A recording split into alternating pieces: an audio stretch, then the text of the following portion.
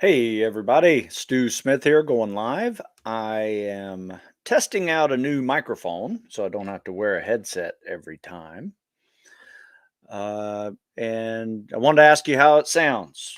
So you guys chime in here on the comments and let me know if you can tell a difference or if you can barely hear me or you hear me well. According to all the pre-show tests, they work fine, but just give me some feedback on that if you would.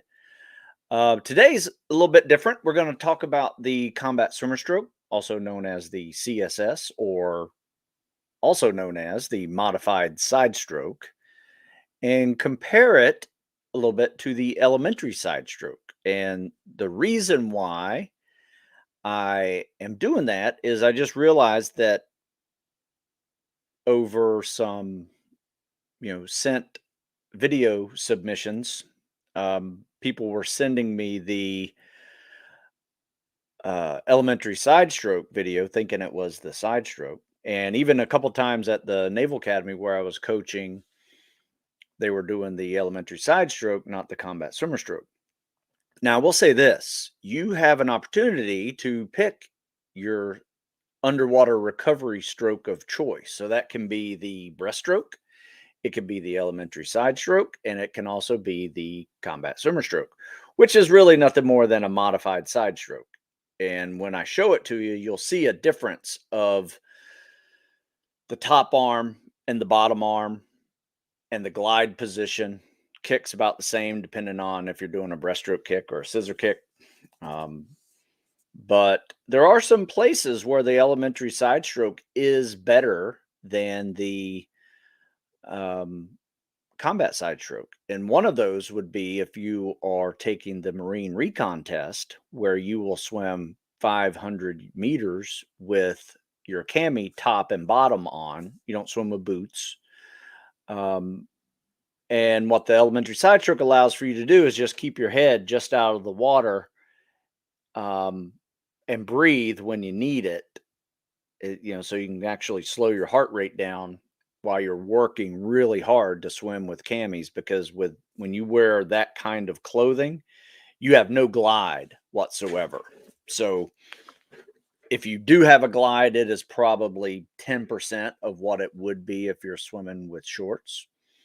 So it's a significant drag on you. So you will definitely have some extra work to do if you're swimming with clothes. So side stroke's actually very useful for that. Breaststroke's okay, but I think side stroke's better. That's just my opinion. Kind of depends on how good your breaststroke kick is. But yeah, in fact, probably what I will go ahead and do is, instead of go right into questions, I just want to show you guys the elementary side stroke here real quick. And I realize I couldn't easily find an elementary side stroke video on my YouTube channel. Like, I rarely film somebody doing elementary side stroke. I think I've had put it on there when I had a side by side once, but I just can't find the video. So what I'm going to do is I'm going to share this side stroke that I found on, got to give them credit. Let me see. This is Swim Life Pro. So a lot of times you will have regular swimmers learning the elementary side stroke, and it is really basically used as a lifeguarding test, because you could actually do pretty well, dragging somebody. So if you notice here, the glide position is right here and his head's out of the water. You could actually drop your head in the water if you really wanted to not have that kind of surface tension and drag. So you could actually drop your ear to your shoulder right here and glide underwater. I would suggest that if you're trying to get fast at this. But you can see here, there's a little saying when you do this stroke: you grab an apple right there and you put it in a basket. So you can see your top arm and your kick are moving together, and your bottom arm's just sweeping in like a little breaststroke kick, and your top arm is just like a tricep push down, right? So it's a really shortened arm pull And the difference is with the combat swimmer stroke is that top arm is actually a full freestyle catch arm pull. So you take that top arm all the way over your head. But yeah, this is the elementary side stroke. And if you wonder why your side stroke time is slow, probably because you are using this stroke or you don't quite understand the combat swimmer stroke. So I do have several combat swimmer stroke videos, but this is a great YouTube channel, Swim Life Pro. There are people here that know so much more about swimming than I will ever know. So you can really get some good tips on this YouTube channel from, everything from underwater stroke to breaststroke pullouts to, freestyle catch. All of those terms are, good, proper streamline. All those terms there are going to be very helpful for you when you apply it to the combat swimmer stroke. So that is the elementary side stroke. Now, let me share with you the combat swimmer stroke, which you've seen me do countless times. This is pretty much all I do. And the reason why I like the elementary side stroke is it really is the same thing when you put on a pair of scuba fins. And you could do I'm sorry, reason why I like the combat swimmer stroke is when you put on a pair of fins, it's pretty similar. All you got to do is just constantly flutter kick. Elementary side stroke, you could swim with fins as well. I remember when I first started this thing, there was no such thing as the combat swimmer stroke. And we used the elementary side stroke. And then I noticed some water polo guys and some swimmers actually modifying it a little bit and grabbing a little more with that top arm. I'm like, oh, that's pretty cool. Let's do that. And then next thing you know, everybody's swim started going from like, 8:30 to 7 flat just because they're actually swimming a little bit faster with that CSS. So you can get really fast with the CSS. So let me share this video with you here. It's taking a second. Hang on a sec. All right, so here we go. I can't pause it. All right, I will pause it here in a second. All right, so let me share this right here. Share screen, window. Do not know why this is happening, but it's all right. Let's do this. Should pop up here in a second. Come on now. My share screen's not quite working right. Let's see what's going on here. Dang it. Frustrating. Maybe I'll do a different way this time. So, combat swimmer stroke. And then after this, I'll take some questions because I apologize for. Let me just do this. I'll do the entire screen. Still doing it. There we go. All right. So we kick off the wall. No double arm pull. That's fine. You don't have to do a double arm pull. In fact, sometimes some instructors don't let you do breaststroke pullouts. So here we go. We got a good top arm, bottom arm, kick and glide. And if you notice, a lot of people do this with the combat swimmer stroke. See that right there? This is a really long hold of a elementary side stroke glide. So I just want to kind of show you that it's not a bad thing to be right here and hold it for a second before you do that pull. I personally don't like that. I like to go right into use that bottom arm while I'm inhaling with the combat swimmer stroke versus being in this really kind of inefficient glide position. I guess I don't need my earplugs. So some people will glide here for a second and then they will glide again in this position, but he shortens it. So that was like a 1 second glide. He did a 1 second glide in the elementary side stroke glide, and then he did a 1 second glide in the CSS glide. So that's a mix that I don't really recommend. If you're going to mix something, I wouldn't recommend that. You're going to be faster in the combat swimmer stroke glide with both hands over your head, biceps on your ears, and head tucked down. And you look more like a torpedo that way versus sitting this way. And especially if you got your head out of the water, that's going to slow down your glide significantly. But this is a combat swimmer stroke. He should just hold the glide a little longer. Top arm, bottom arm, kick, 1 Mississippi, 2 Mississippi. He's getting closer. 1 Mississippi, 2 Mississippi, pull. Okay, that was good. Now, here's something too that I like to do. And remember this little saying. Top arm turn. Turn your head with that top arm. Breathe with the bottom arm. So it is literally TT and BB. Top arm turn, bottom arm breathe.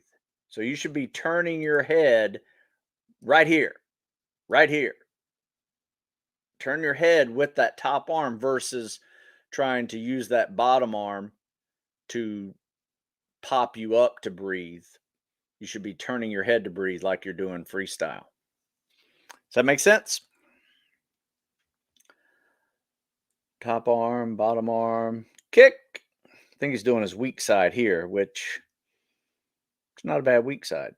He likes to stay on his side the whole time. I prefer rolling over a little bit on my belly. I'll show you another CSS here in a minute with a different style of glide on the side here. Let's see. I'll go ahead and pull it up and we'll take some questions. This next one's going to be with fins. All right, so we got a few questions here. Looks like you guys can hear me. Thanks for letting me know that. I just got a new microphone, so looking forward to listening to this compared to my headphones.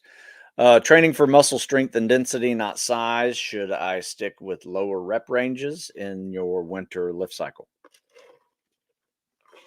I don't think it's going to really matter, just because, that there's significant cardio in that. So that's going to reduce some of the hypertrophy and, so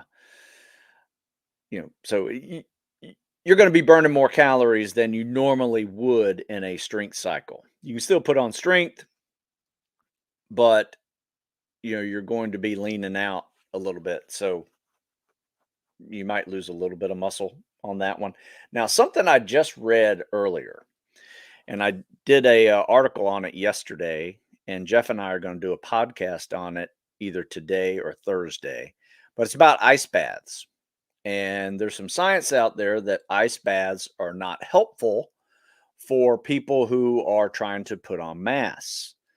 So the reason why is it just doesn't allow you to, it allows your muscles to recover in some way. I mean, sleep and nutrition also allow your muscles to recover in some way, in the biggest of ways.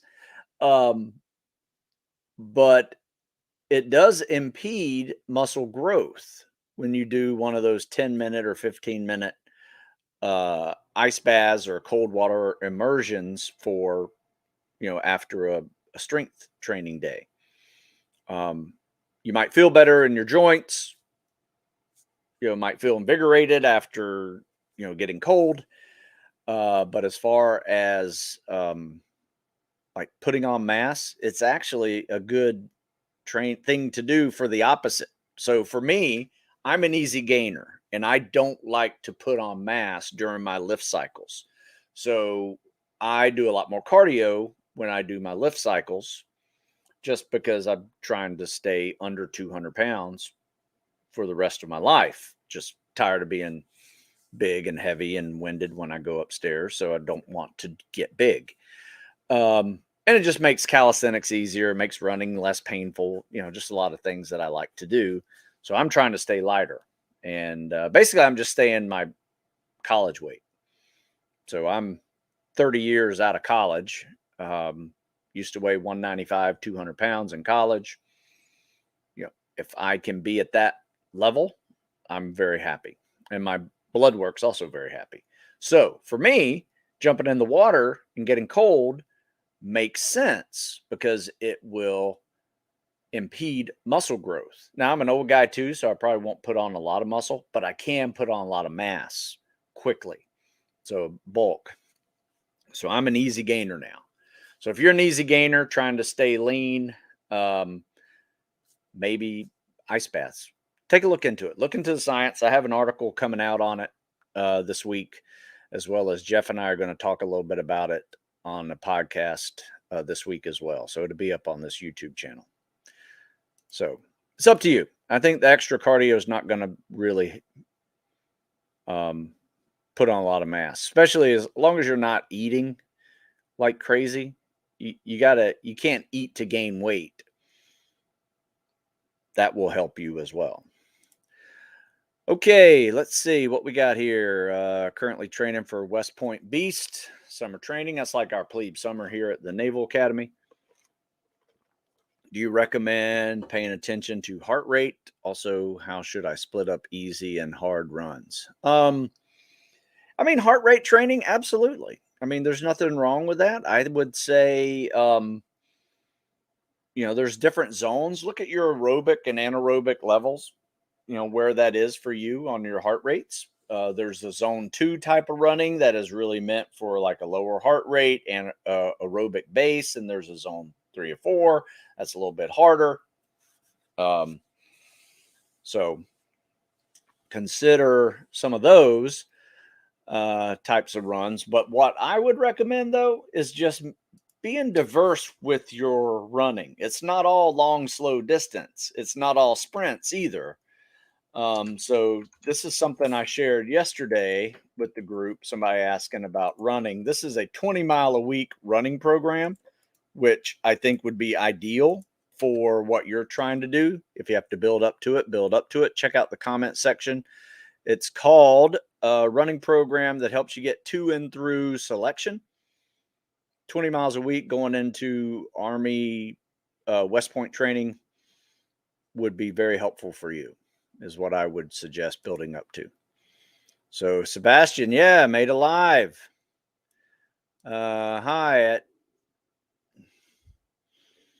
at week 4, day 2 of the PST phase 1 program. All right, good, man.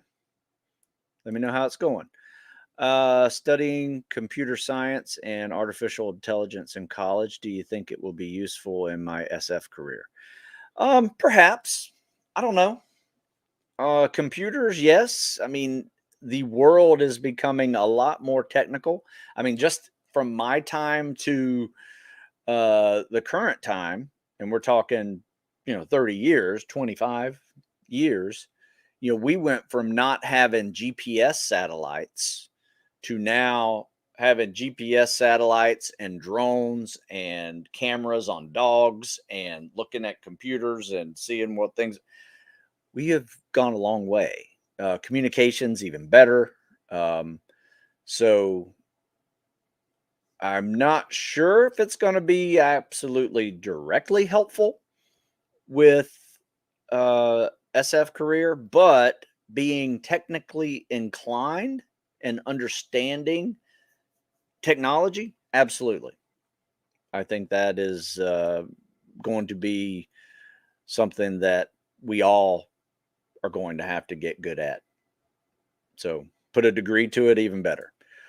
We talk about sauna use. A lot of guys use sauna before and after training. Is there a difference between using ice baths before or after strength and endurance? Same with sauna use.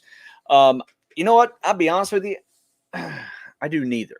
Not because I'm opposed to either. Just logistically for my day, it just doesn't work. Sometimes I'll get into the water when it's cold. 40s, 50 degrees. If we're not swimming in it, we'll just go sit in it after a long run or ruck. So I would say anytime that you're getting hot, an ice bath is excellent. I would not get in a sauna after really getting hot. And it really kind of depends. My advice is look at some of the science out there on it. I just Googled ice bath science, and found probably about half a dozen studies, and it explained all types of things from, you know, a decent amount of muscle recovery, joint pain, fatigue reduction. Um, it did say it is not helpful for putting on muscle mass. Not sure if sauna use is either. Um, but I mean, look, I think a lot of people do it. Doesn't mean it's necessary, nor does it mean it is as helpful as eating well and sleeping well. Right? I think the number one and number two methods of recovery is a good nutritional foundation and sleeping well. And that means 7 to 8 hours a night. Now, that'll probably get you 90% of recovery, if not 100. But we spend all our money in this missing 10% of recovery. We do ice baths and infrared and saunas and foam rollers and massages and you name it, massage guns. That's where everybody spends their money. Not many people focus on their sleep and nutrition, so they try to make up a few percentage points with some other methods. I'm not saying those methods don't work. I'm just saying if you really want to focus on your recovery after a workout, eat and sleep well. That's about as basic and non-sexy as I can get, but it's true. I'm swimming one day and saw a swim coach that ended up talking to. I asked for advice, and they advised me to focus on drills. Sure. My pride got in the way, and I didn't ask for specifics. There's a number of drills. I mean, I have drills that we use. There's a kicking drill. In fact, check this out. Fix your kick. I mean, you can turn drills into workouts. Right? Check out this article I'm putting in the comment section there. It's called Fix Your Kick. There's another one. There's drown proofing drills that are very important to do, treading drills. And we stick those in the middle of a workout. Check this out. So you can still do drills and work out at the same time. In fact, I recommend it, especially doing drown proofing. One thing that we like to do is do the individual drown proof events like bobbing and floating, and we even add treading in there. But individually, in between them, we'll throw in a 100-meter swim pretty hard. So we get winded and we come back, and now you got to float or bob. That is really challenging. So now you got to kind of catch your breath while you're trying to exhale everything while you sink to the bottom. You find that little pucker factor starts occurring, and you're like, okay, I got to really relax on this one because this is a little freaky. I need to breathe right now, but I can't because I got to get myself to the bottom before I can bounce back up. And you simulate hands being tied behind your back and your feet together. I don't recommend tying yourself at all. Don't do it. Just simulate it. So there's tons of drills. We do drills all the time. Every workout's some form of drill. Even if it's just a warm up for 5 minutes with a no hand tread, that's a drill, but it's a great warm up too. What do you recommend doing when you can't make it to the pool? What kind of supplementary workouts should you focus on? Good question. You know what? Believe it or not, I've written an article about it. No pool. Stu Smith. Let me see what that brings up in the Google machine. Look at that. What to do when the pool or gym is closed. Believe it or not, I've been doing this long enough that if I get a question that I've never answered, it's pretty rare. So check out that. I just put it in there. I'm serious. I want to challenge you guys. Ask Google a question and then put my name in it. It's got to be related to fitness and this stuff. And see if it spits out a Stu Smith article. I literally have probably about 1,200 articles online on a variety of topics. Besides the best swim workouts and the programs, are there drills you recommend doing? I think we just spoke about those. I come from a wrestling background, just finished college. I have always been a slower runner. Feels like I'm exerting more energy than everyone else. 6'2", 200 pounds. That's good weight. Any advice for running better? You know what? I would get somebody to watch you run. I mean, you're a tall guy. I would say if you're a shorter guy with shorter legs, might have some of those problems that you mentioned. You know, being 6'2" and you're not super heavy for your height. I think you just got to get in better running shape. And maybe it is a technique issue. I don't know. You know, if you're a heel striker, that's kind of like putting the brakes every time you take a stride. So don't recommend that. Um, yeah, have somebody watch you that knows about running because um, it's partly technique, but it's probably more so conditioning than anything else. Read your article on belt for squat and deadlift. What type of shoes do you suggest for squatting? I don't think I wrote an article on belts. If I did, I don't remember. Kind of shoes, I tend to use just flat shoes or no shoes. I mean, I used to lift in Chucks when I was doing squats and deadlifts just because they're kind of flat. Um, but now I wear Zero shoes, Xero. Check those out. I use them for running too, just not on hard pavement. I tend to use on grass or turf or sand, trail running. So try that. See if you like the Zero shoes.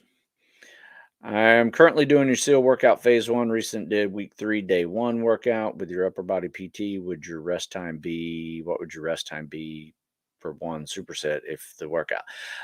Rest is relative.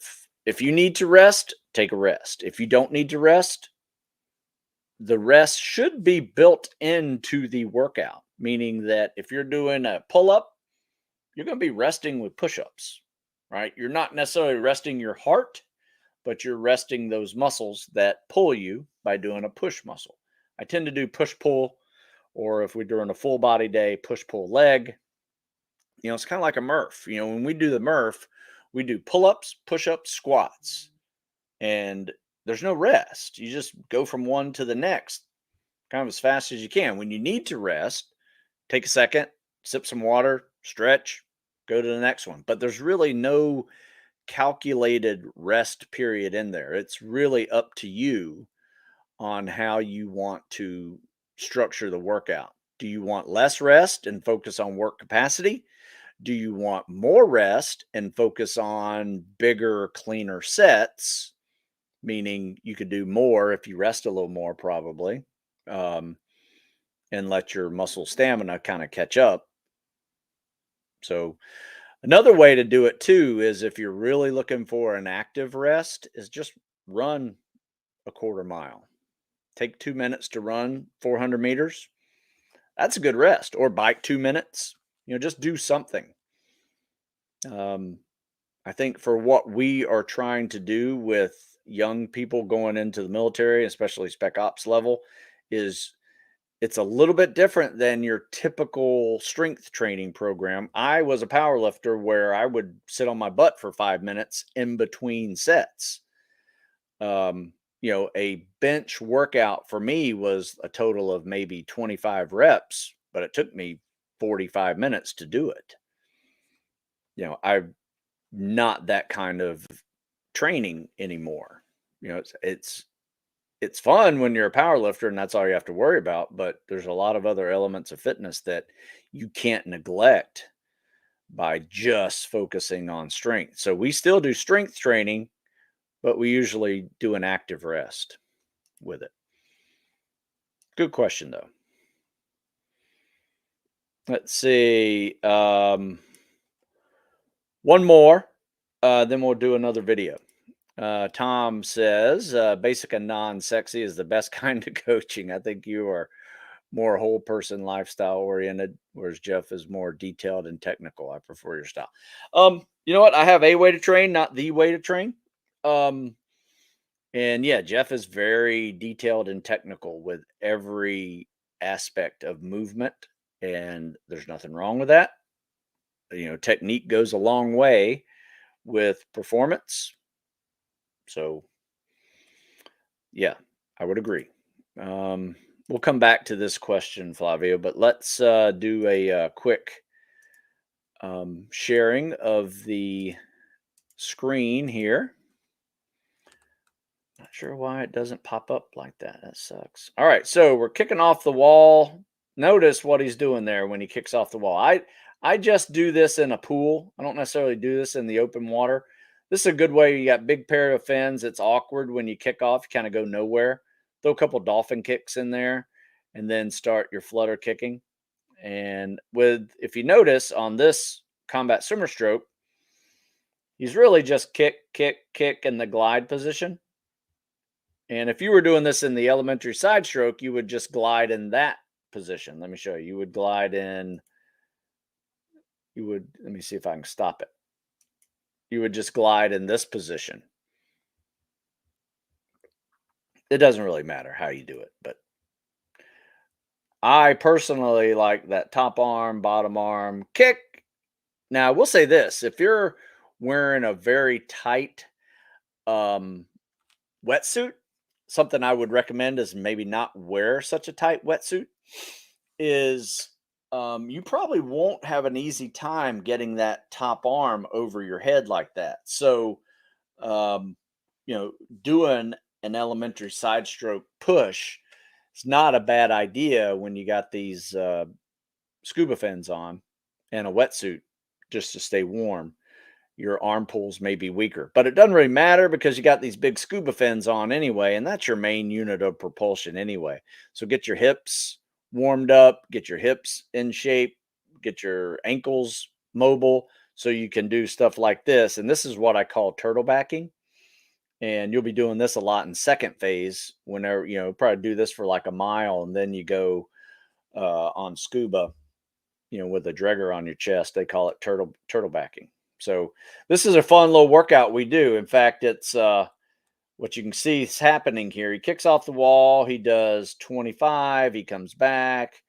He does that. He did that in like 45 seconds. So that pace right there you're seeing is like a 15-minute 1,000, and which is really good. You'll probably slow down a little bit. So maybe get 16-minute 1,000, which is still really good. In fact, if you were to stretch that out over 4,000, which every week at Bud's, you're going to be doing a 2-mile nautical swim, which is 4,000 yards. If you can do that in that 65 to 70-minute range, you're in that top 10% of the class.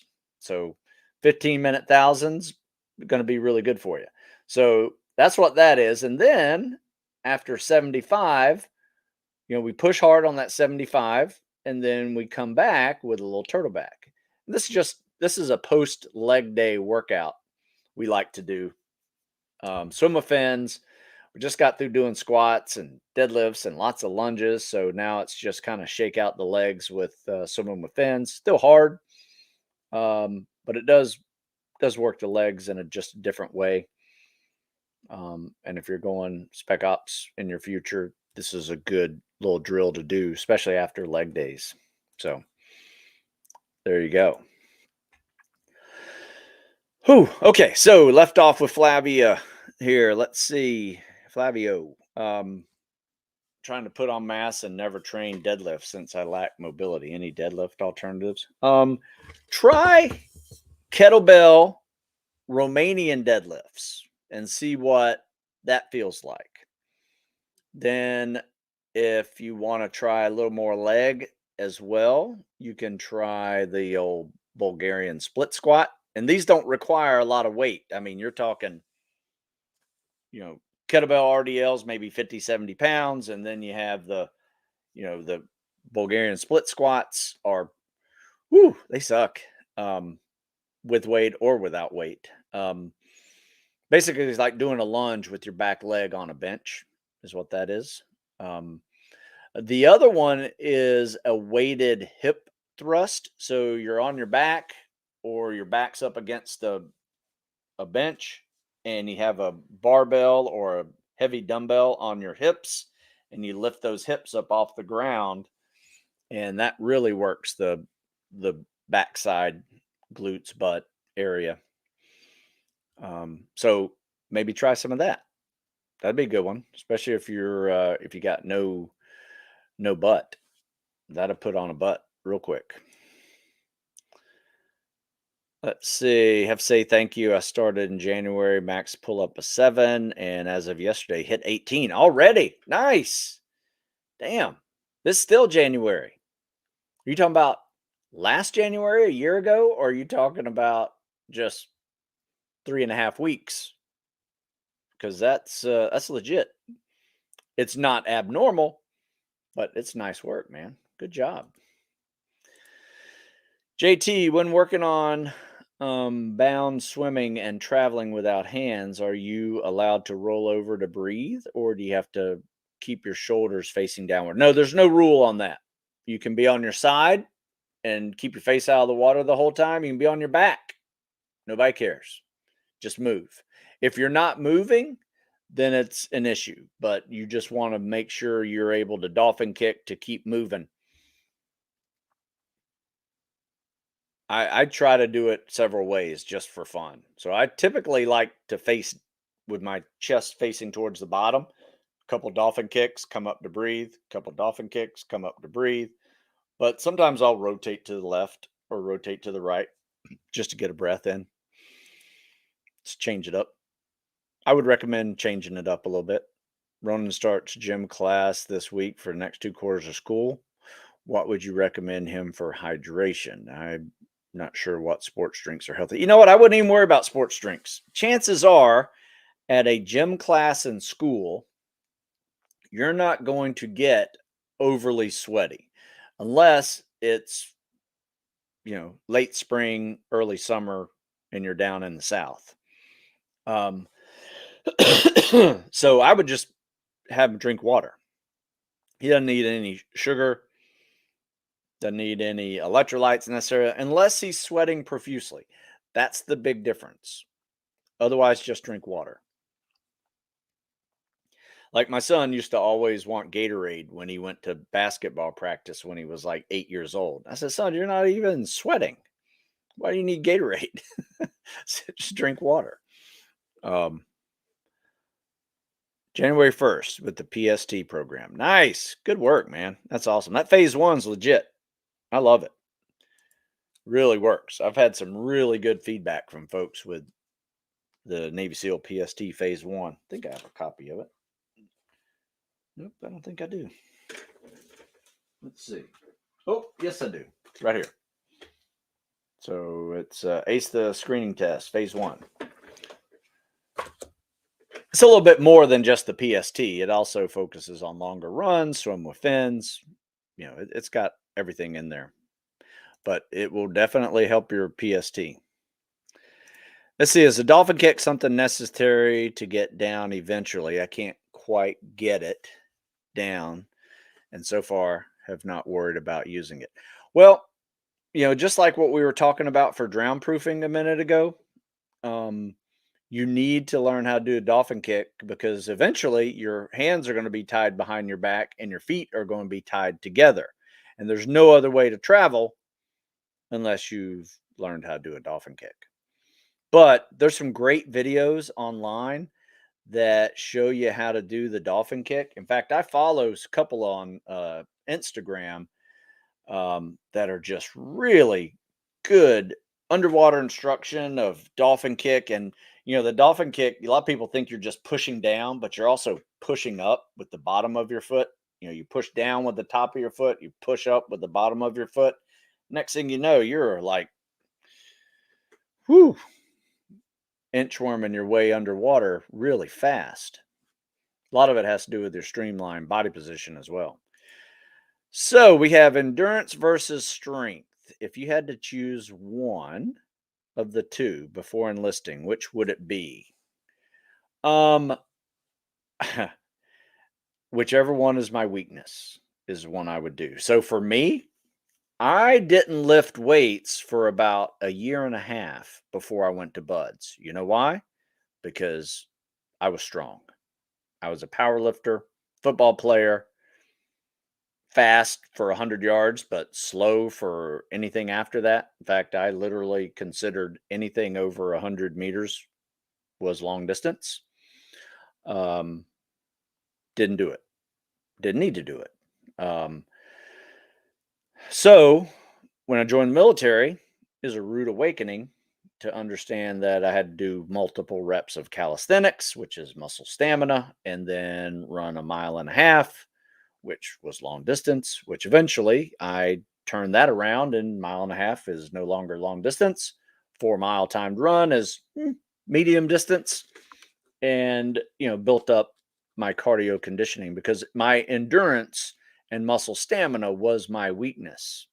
So you can't leave any weaknesses untouched. If you do, they will be exposed in your first week of spec ops training, and you will likely be done shortly thereafter.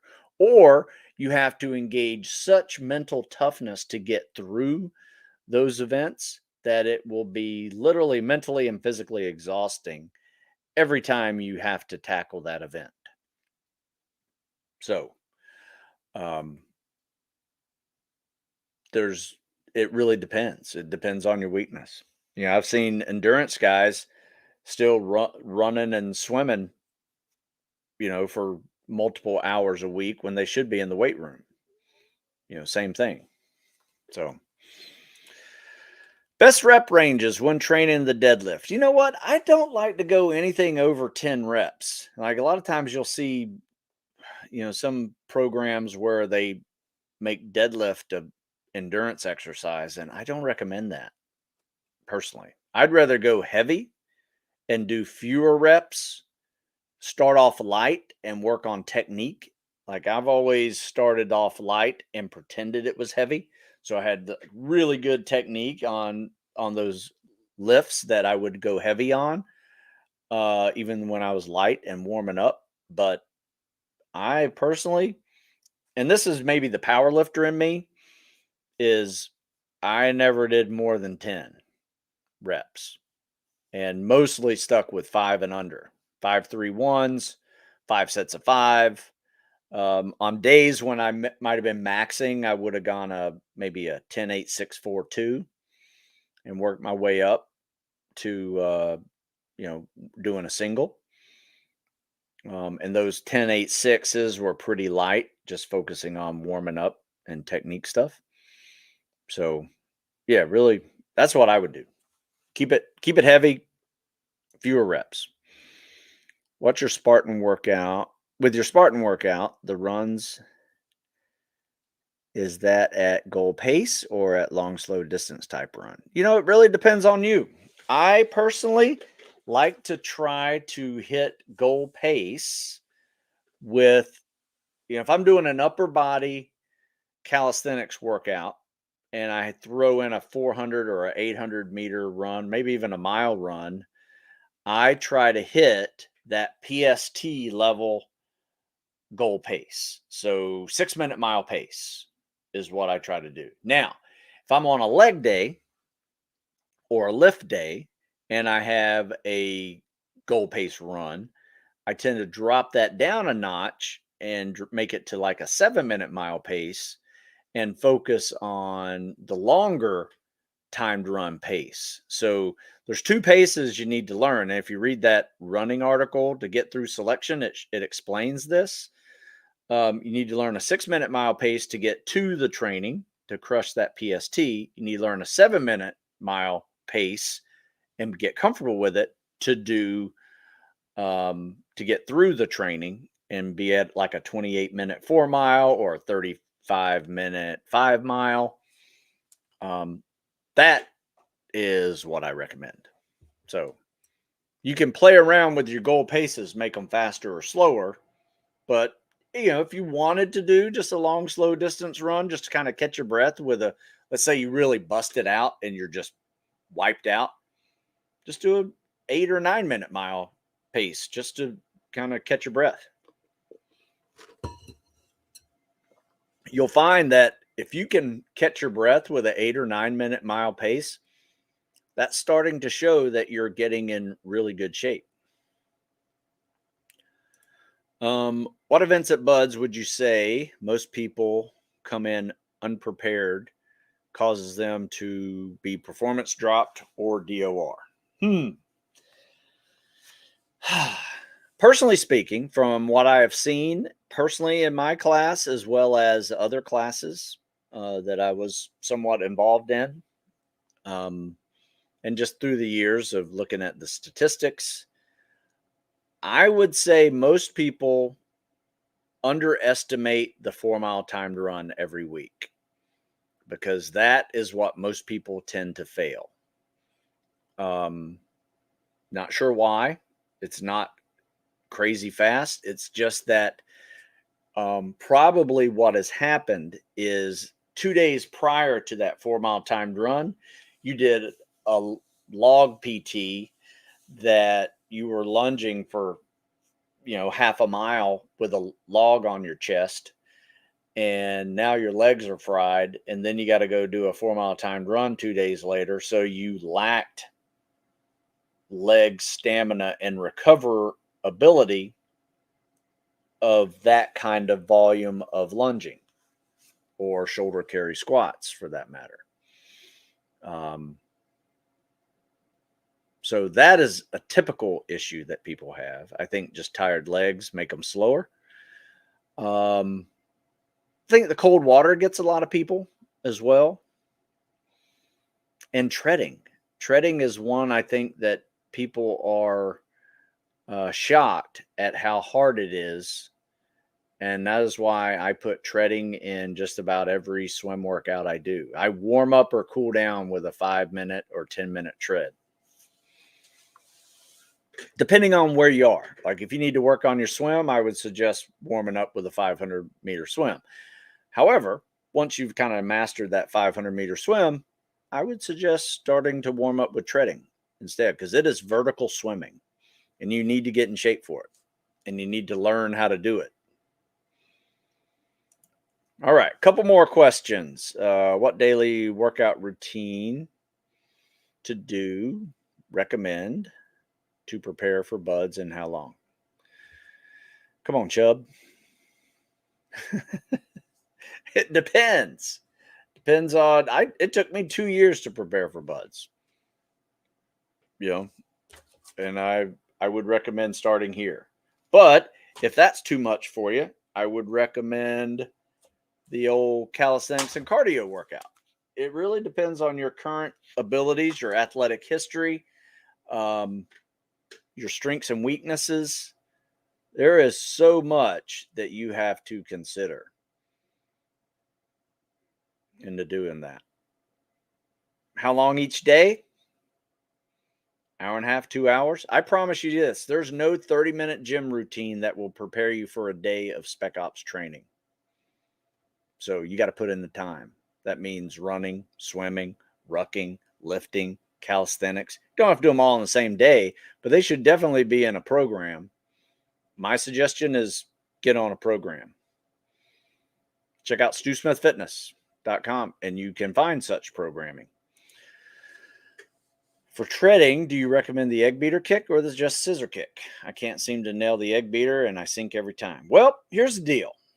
I didn't learn the egg beater until I was 25 years old and already 3 years in the team. So I got through Buds with scissor kicks.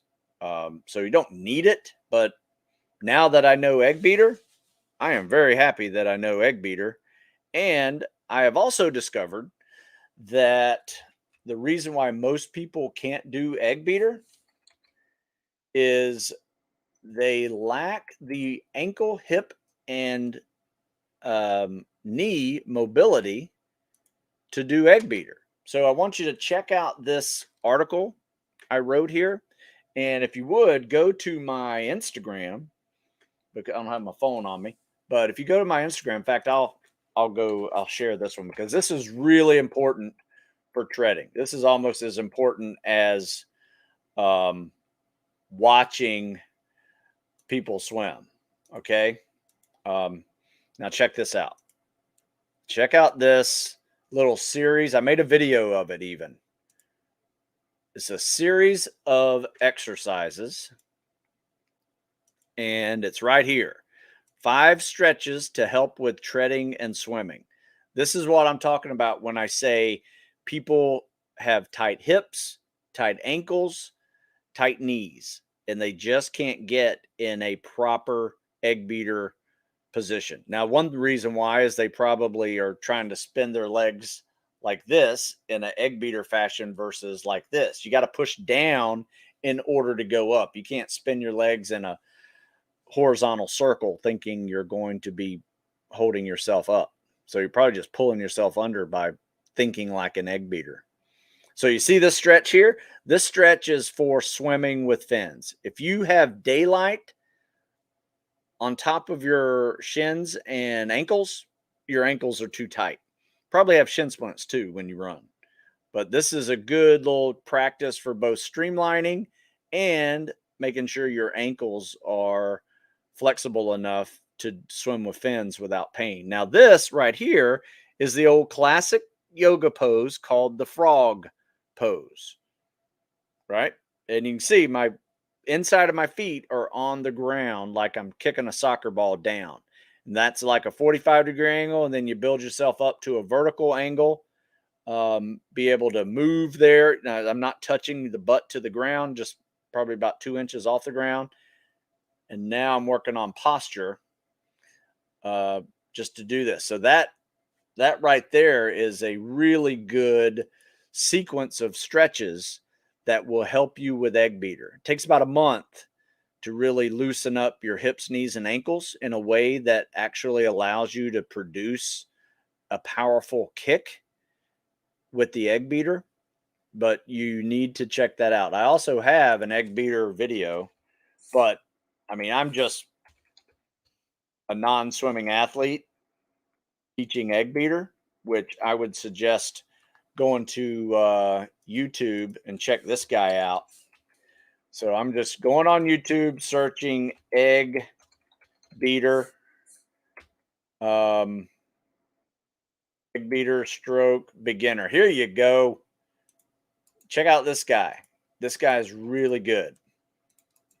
I would say I send all my guys, I link this guy's videos into my articles. He's really good, and he will show you how to do the egg beater. So check out that video. Great questions today, by the way. Are there any more? Let me show you one more video. This is just something, well, it's not that great, actually, now that I think about it. It's not the one I thought it was, but let's see what it looks like. This is me just filming the guys swimming, coming by me. So we got top arm, bottom arm, kick, holding the glide. So what this is right here, this is a, we're doing a 100-meter swim in between all the drown proofing events. So they just got through doing like bottom bounces or floats. And now they are swimming 100 meters and they're going to jump right into another exercise in the drown proofing test. I'll try to get some close-ups here. So he needs to keep his head down a little bit when he's in that glide position. I like to keep biceps on the ears. That was not what that was. You can see here. See how his biceps are nowhere near his ears? Put that head down. Put your biceps on your ears. Top arm, bottom arm, kick. Hold that glide. Top, bottom, kick. This is actually really good, though. I mean, he's got some minor little things. Keep that head down. He'll probably glide a little bit faster. I tell you what, it does make a difference going from here to gliding to going from here. I mean, you look like a torpedo. That's the goal of swimming. You want to look like a torpedo when you swim. All right. Let's see. What PST numbers should someone have before starting seasonal periodization programs? You know what? Great question. My seasonal periodization programs are pretty tough. I would say they are in the advanced level of programming. So it's definitely not for beginners. So I would say as long as you're able to do a PST, you're probably starting to get in the ballpark of being able to do that. But if you have decent numbers in the PST, say, let's say 60 push-ups, 60 sit-ups, or 70, 15 pull-ups, you can run a 10-minute mile and a half, you can do a 10-minute swim. The runs and the swims are kind of, you're going to improve those. So it doesn't really matter, but you don't want to be a beginner to running either. You should be at like 15 miles a week, no matter what phase that you start on. But you don't want to jump right into a summer running phase either, because we're probably starting off at like 25 miles a week at least. So, and we'll build up to probably 35 or 40 in those 12 weeks. So there you go. Hope that answers your question. But it's a 4-part series, so thing works pretty well. So we got spring training here. In fact, let me see what spring training starts off with. This is right after the winter lift cycle, where we didn't run much. Probably ran 15 miles a week. And it looks like the first week of spring training is 12.